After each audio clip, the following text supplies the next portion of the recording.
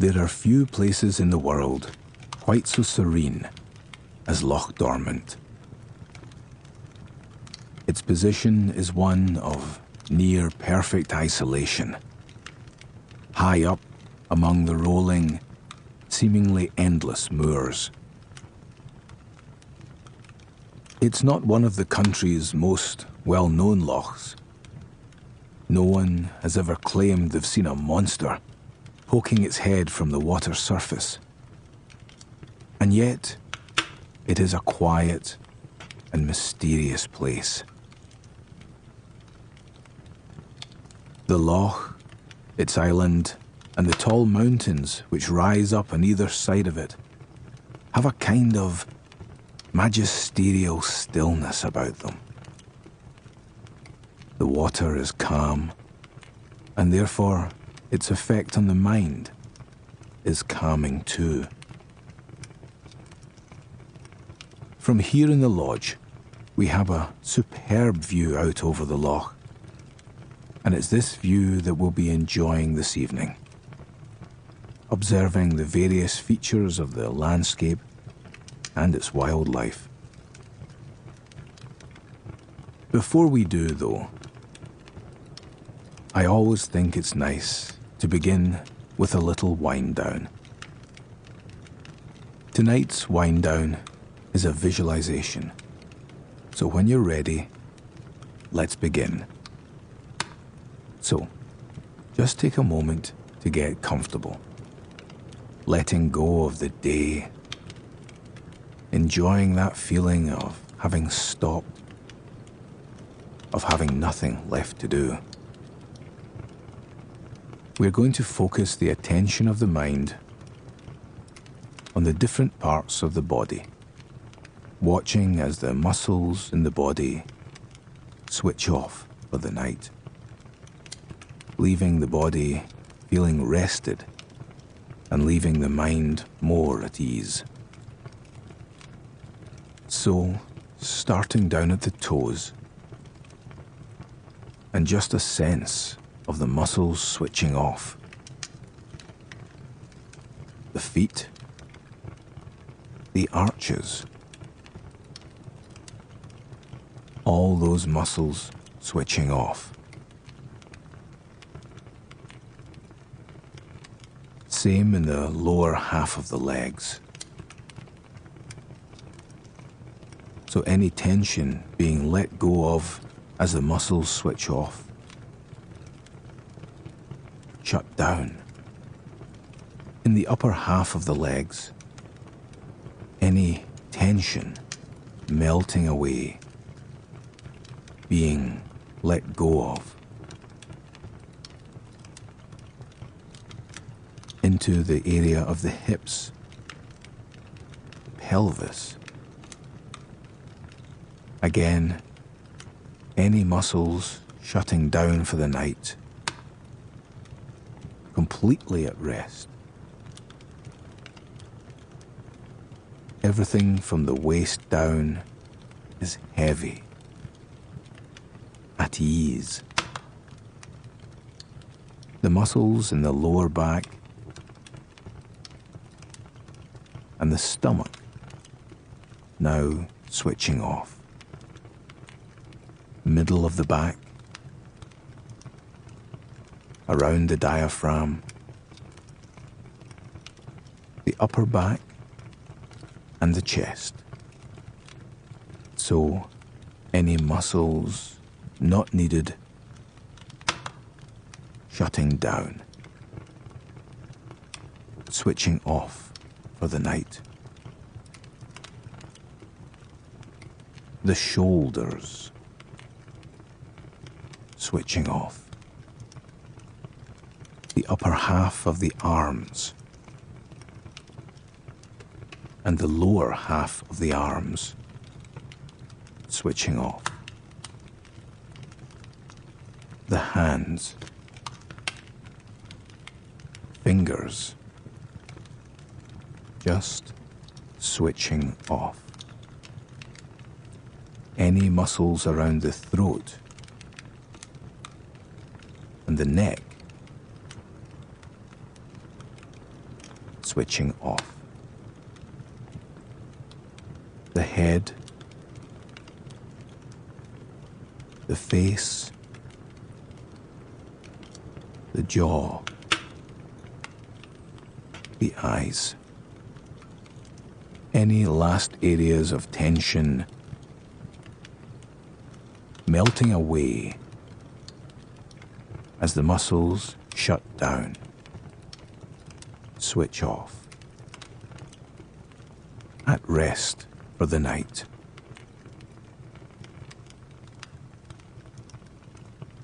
And allowing thoughts to come and go. Allowing the mind and body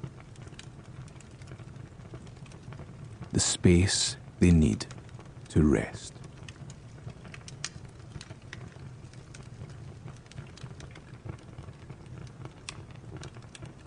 Our lodge here was built long ago. The oldest sections, the kitchens and the great room, are more than 300 years old, in fact. But today, it has all the trappings of comfortable Highland living.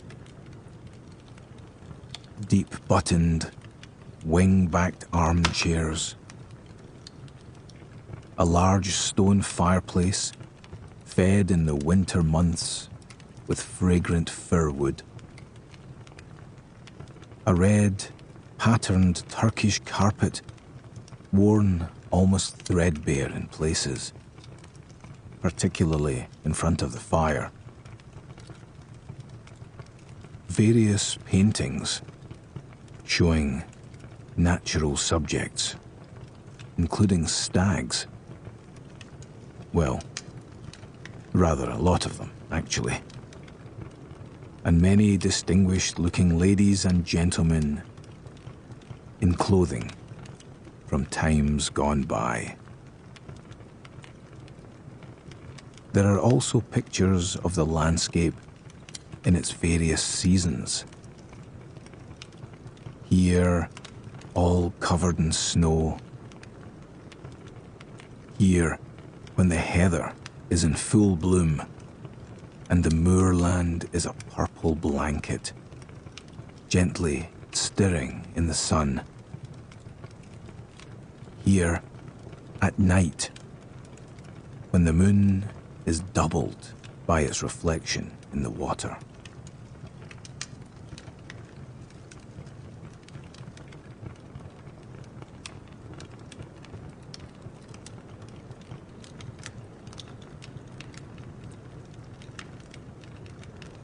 No one knows quite how deep the loch is.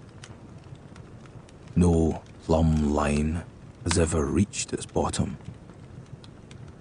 And no one has ever seen fit to apply more advanced technology to it. And isn't it better that way? Numbers are only one way to measure a thing, after all. Better to imagine its depth. It could be as deep as the mountains on either side are high, or it could be as deep as it is still. That would be very deep. It could be as deep as 10 double-decker buses or 3 T-Rexes standing on each other's shoulders, if one could even imagine such a thing. The truth is, when it comes to its depth, we just don't know. It's one of the mysteries of Loch Dormant. It is so very deep and very still.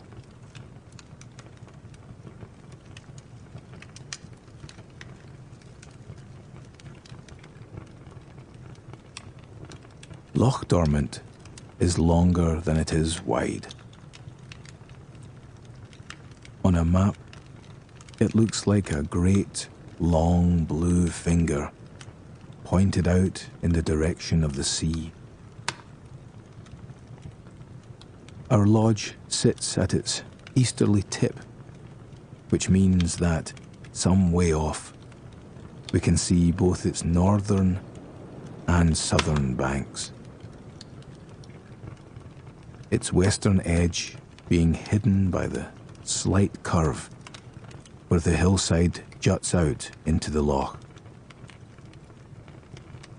Nearest us, the bank is gradual, and there are reeds which perforate the silver surface of the lake, and a pebble and sand beach where the peat meets the water.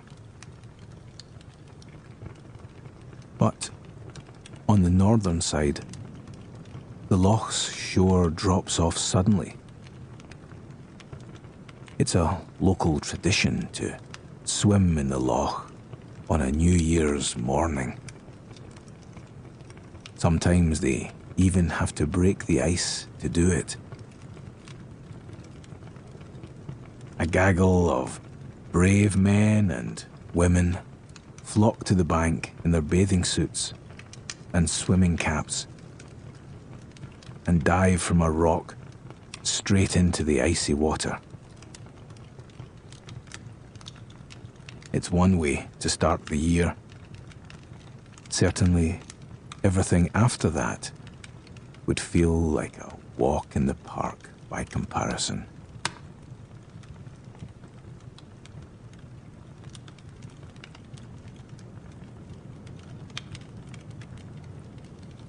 The little beach beyond our veranda is a great place to skim stones. One of the prime locations for stone skimming maybe in all the world. The urge is irresistible. There seems to be an inexhaustible supply of good, flat, round pebbles to skim, despite the many centuries of stone skimmers who must have visited this shore. Where are these stones coming from? And how is the stock replaced? Surely the loch, in its current state of stillness, is much too tranquil to wash more perfectly flat, perfectly round pebbles ashore. And yet, finding one is never too difficult. This is another of the loch's mysteries. If you get the angle just right, you might count more than 10 bounces. But beyond that, it becomes hard to discern the exact number. All you have to go on are the complex, overlapping ripples emanating out and out in the distance, overlapping like the mechanism of a clock. It is a pure kind of game, and declaring a winner is often a matter of honourable agreement. Of course, not all games have a winner. Stone skimming, in this respect, is more like play. Grown-ups delighting in a quirk of physics, that a rock thrown just right can turn the surface of a loch as bouncy as elastic.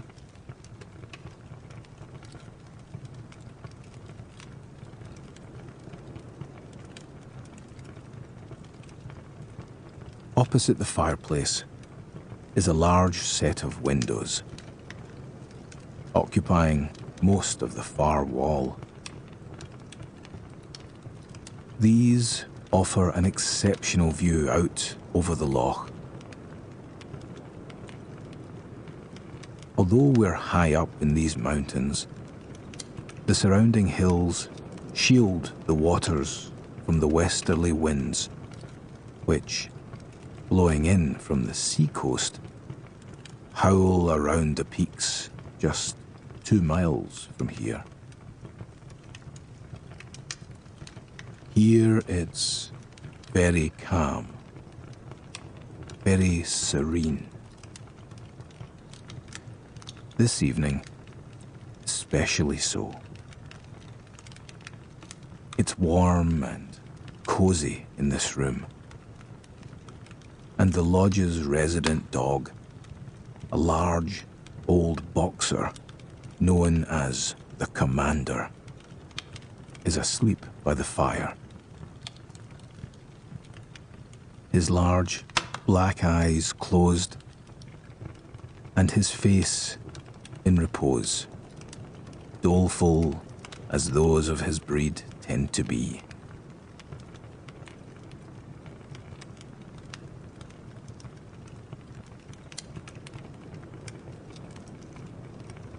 The landscape around the loch is rugged, with outcroppings of granite that push through the peat.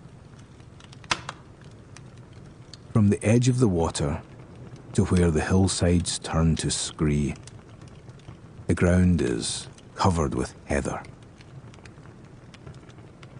Its colours reflect the season, a rich green in the rains of the autumn, sometimes blanketed with snow in winter, a dark green turning to purple with its tiny flowers in the spring,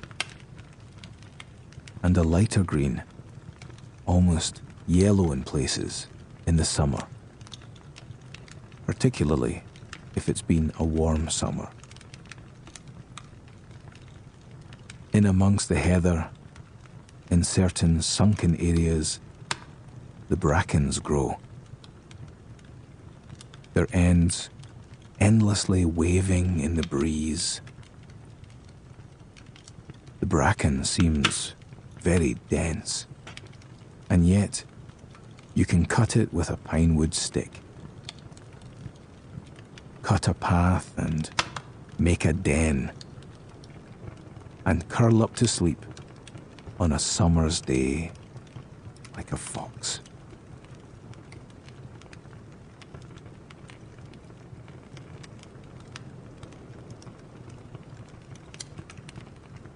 On a clear day, the sky above the loch is a great place to spot an eagle. These huge birds sometimes have a wingspan of 5 or 6 feet. And with their wings outspread, the feathers at the tips splay out like fingers. They have a feel for the air's invisible currents and know how to turn them to their advantage, the way that a good skier can recognize a fast slope and turn their skis to ride down it. The eagles fish for the large salmon that live in the loch, dropping out of the sky like a stone and bearing fish off back to their nests, high up on the craggy peaks. Quite a lunch, and quite a view to go with it.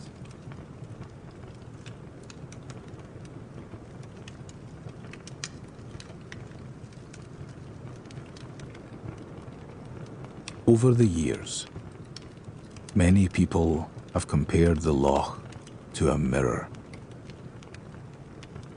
If it is a mirror, the face it reflects is the skies.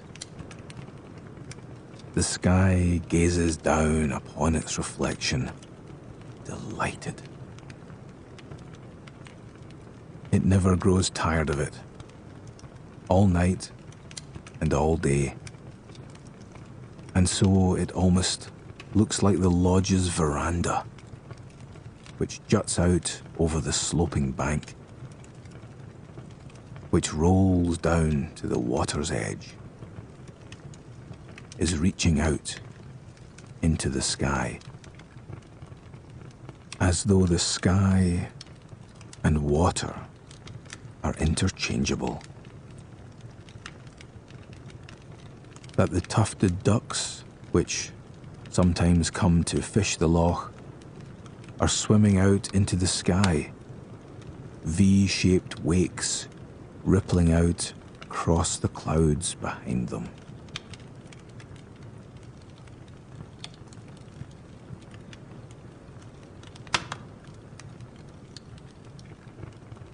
More than one family of otters live along the banks of the loch. You'll see them padding around, searching among the flat stones, their hands shiny and black, as though they were wearing little leather gloves. The otter's pelt, when dry, is soft and downy looking. It stirs in the breeze at the water's edge. When they dive into the water, they're instantly transformed into something far sleeker, breaking the water's surface with their tails, which are shiny and smooth as those of the fish that they hunt.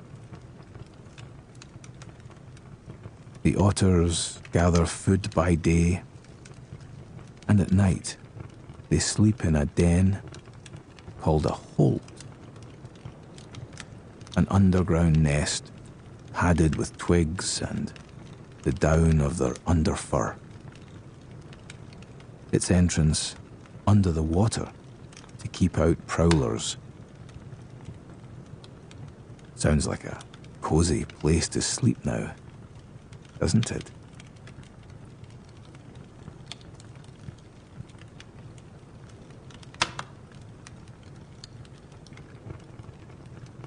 In the middle of the loch is an island, and on the island the ruins of a castle. This place was once the stronghold of the local laird. He had the walls built 4 feet thick in places. In the summer months, when the wind isn't too chilly, it's rather nice to take a boat out from the jetty and row over there.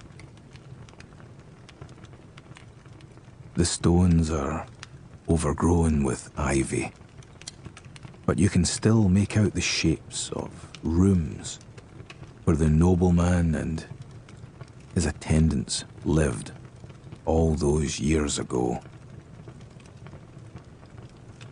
It would have been impossible for them to imagine, I suppose, that their stronghold would be overcome, not by the neighbouring clan or marauders from over the sea, but time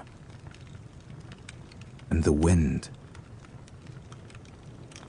and 500 hard winters. What does it mean that all walls over a long enough period collapse? That the world's natural tendency is toward openness, flatness, and a lack of division. Maybe that is why Loch Dormant itself is so calm. Maybe that's the thing that it knows, that underlying everything, there is a kind of stillness kind of peace.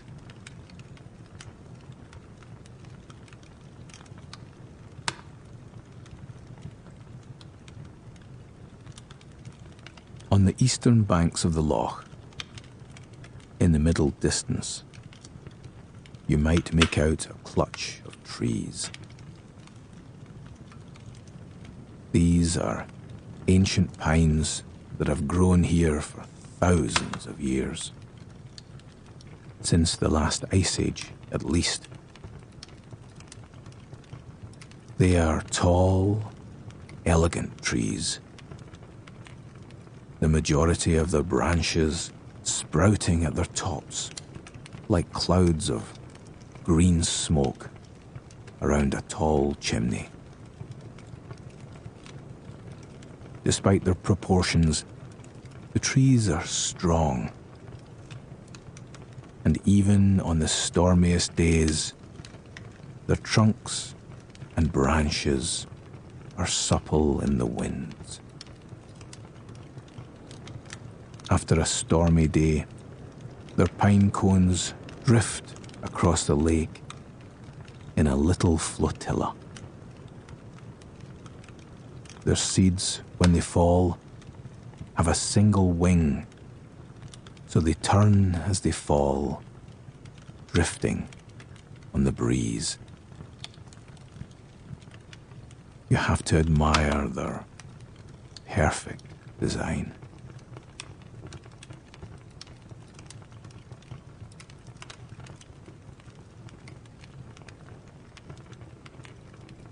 Night is falling now on the loch. The fire is burning low, and the commander is snoring on his cushion by the fire. He opens his eyes for a moment and regards us from under his expressive brows before falling back into a deep sleep.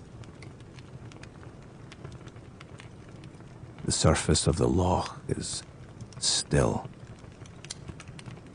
perfectly still and perfectly calm. The moon appears on its surface, white and translucent as fine china. The loch reflects the moon and stars, and it's as though our lodge were built upon the edge of an endless vista of sky and stars and moon, stretching off into the night as far as the eye can see. A dream of stillness and night, of sky and stars and pine trees standing tall, and ripples on a loch.